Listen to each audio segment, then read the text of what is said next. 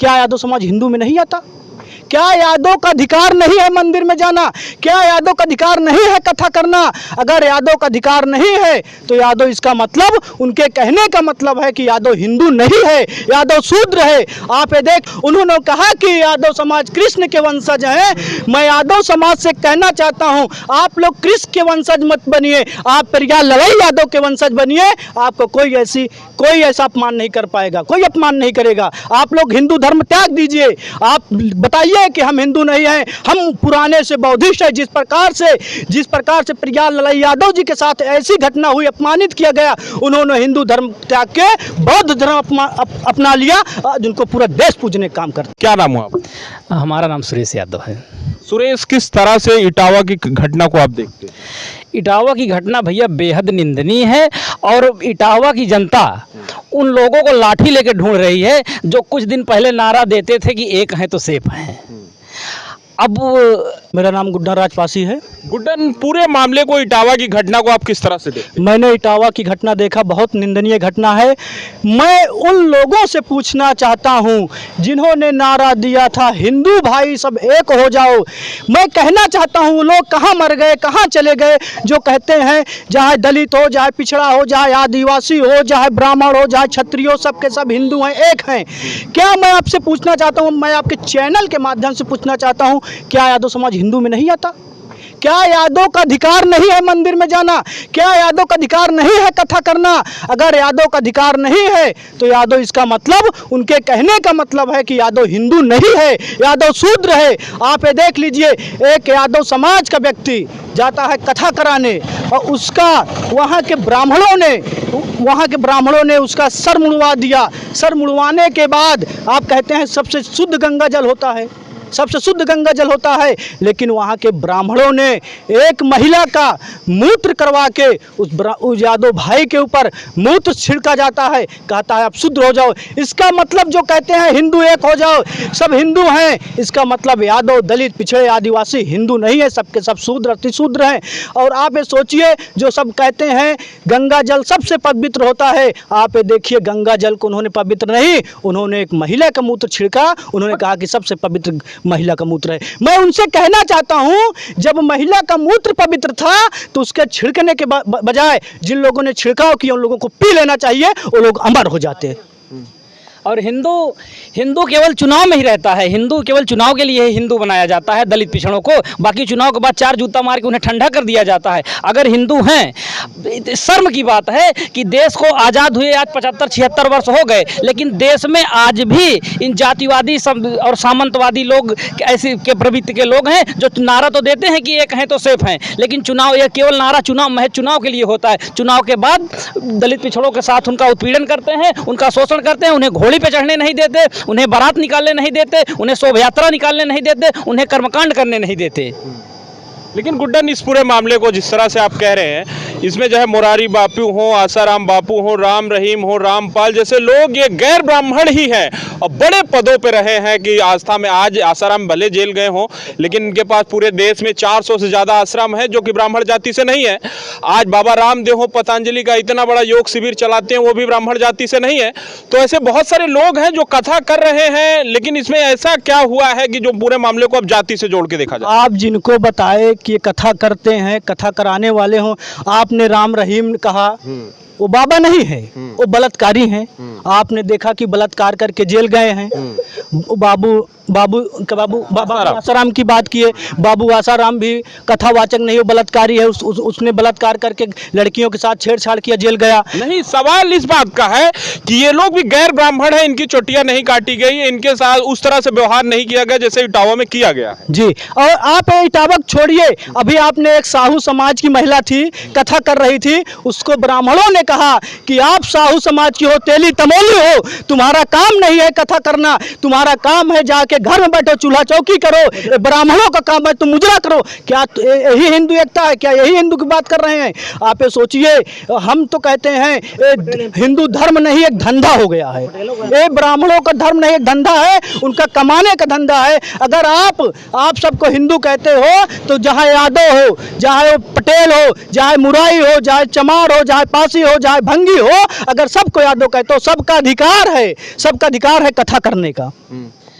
लग रहा है कि अब इस पूरे मामले को लेकर जिस तरह से राजनीति हो रही है, समाज के पूरे वर्ग को एक दूसरे में टकराहट हो रही है, बड़ी जातियां हैं उत्तर प्रदेश में, खासकर ब्राह्मण और यादव एक दूसरे में कहीं ना कहीं पूरे समाज में अब इस एक छोटे से मामले को लेकर टकराहट जिस तरह से हो रही है, कुछ लोग दोनों समाज में अच्छे बुरे हो सकते हैं, तो क्या ये जो सामाजिक लड़ाई बनती जा रही है इसको लेकर किस तरह से? आपने कहा कि टकराहट हो रही है, राजनीति हो रही, राजनीति कहीं नहीं हो रही है, केवल समाज की लड़ाई हो रही है, हक अधिकार की लड़ाई हो रही है। अपना यादव समाज कहता है क्या अगर आप हमें हिंदू बोलते हो तो मेरा भी अधिकार है कथा करना, और आप वो कहते भी हैं। जिन लोगों ने एक घटना की कृत्य किया, उन्होंने कहा कि यादव समाज कृष्ण के वंशज हैं। मैं यादव समाज से कहना चाहता हूं, आप लोग कृष्ण के वंशज मत बनिए, आप पेरियार ललाई यादव के वंशज बनिए। आपको कोई ऐसा अपमान नहीं कर पाएगा, कोई अपमान नहीं करेगा। आप लोग हिंदू धर्म त्याग दीजिए, आप बताइए कि हम हिंदू नहीं हैं, हम पुराने से बौद्धिस्ट हैं। जिस प्रकार से पेरियार ललाई यादव जी के साथ ऐसी घटना हुई, अपमानित किया गया,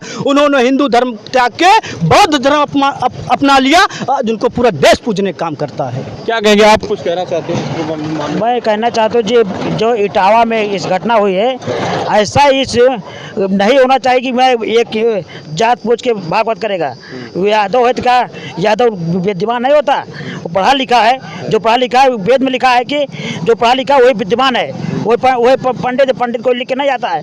वह जो कृत्य किया, महिला आरोप लगा रहे थे कि हमारा यादव लोग जो भागवत करा रहे, मैं उनको भोजन परस रही थी, हमारा हाथ पकड़ लिए थे। बताओ, कल तक वीडियो में नहीं बोला था, आज दिखाई दे रहा है कि हमारा हाथ पकड़ लिए थे। ऐसा आरोप लगाने बचने का काम कर रहे लोग, मतलब कि जो यादव जेल जाए, फंसाने काम कर रही है महिला। ये यादव समाज के साथ ये कोई नई घटना नहीं है। आप पेरियार ललाई सिंह यादव का नाम सुने होंगे। भाई आप यादव समाज से हैं, क्या लगता है कि जो ब्राह्मण और यादव के बीच में द्वापर में कृष्ण और सुदामा की दोस्ती थी, वो कलयुग आते आते इतनी दरक क्यों गई है? आपस में ये भाईचारा क्यों इतना कमजोर हो जा रहा है? भैया ये उनको समझना चाहिए ना, जो यादवों के साथ अन्याय अत्याचार करते हैं। हम आपको बता दें, यहीं ग्वालियर में पेरियार ललाई सिंह यादव जी के पिताजी जनेऊ पहन लिए थे। तो जब जनेऊ पहन लिए थे तो उनके गांव के सामंतवादी विचारधारा के ब्राह्मण समाज के लोग बीच चौराहे पर खड़ा करा के उनकी जनेऊ तोड़ने का काम करते हैं, उनको बेइज्जत करने का काम करते हैं। पेरियार ललाई सिंह यादव ग्वालियर में पुलिस में सेवा दे रहे थे, फिर वो वहाँ से आए, बोले कि क्या हम हिंदू नहीं है, हमें जनेऊ पहनने का अधिकार नहीं है? तो उन्होंने कहा कि हम ये हिंदुओं का अधिकार नहीं है, आर्यों का अधिकार है। उन्होंने कहा आप हिंदू हैं कि नहीं हैं? तो वहाँ के ब्राह्मणों ने कहा हम हिंदू नहीं, हम आर्य हैं। उन्होंने कहा कि अगर आप हिंदू नहीं हैं तो हम भी हिंदू नहीं हैं। आज से आप अगर अपने आप को हिंदू नहीं मानते, आप अपने आप को आर्य मानते हैं, तो हम भी अपने आप को हिंदू नहीं मानते। तो ये घटना कोई नई घटना नहीं है। पेरियार ललाई सिंह यादव से लेकर नेताजी मुलायम से अखिलेश यादव मंदिर जाते हैं, तो ये कोई नई घटना है। अखिलेश यादव जिनके पिताजी 4 बार देश के सबसे बड़े प्रदेश के सीएम रह चुके हों, पूरी भारत नहीं पूरी दुनिया का सबसे बड़ा राजनीतिक परिवार उनका रहा है। मंदिर में जाते हैं, मंदिर को गंगा जल से धुलवाने का काम किया जाता है। सीएम आवास छोड़ते हैं, उसको गंगा जल धुलवाने से काम किया जाता है। यही बिहार के पूर्व मुख्यमंत्री जीतन राम मांझी जी हैं, वो मंदिर में जाते हैं तो उन्हें घुसने नहीं दिया जाता है। और इस देश के सबसे बड़े पद पर स्थापित महिला, भारत की माननीय महामहिम राष्ट्रपति जी द्रौपदी मुर्मू जी, वो जाती हैं तो उन्हें मंदिर में नहीं घुसने दिया जाता। तो ये कहीं ना कहीं मैं कहता हूं कि आतंकवाद से ज़्यादा घृणित या जातंकवादी हैं। इस देश को जितना खतरा आतंकवादियों से नहीं है, उतना खतरा इन जातंकवादियों से है। जी, क्या लगता है कि ये ब्राह्मण जिस तरह से रहा है, इनका इतिहास रहा है लंबे समय का, ये वर्चस्ववादी सोच अपनी छोड़ क्यों नहीं पा रहे?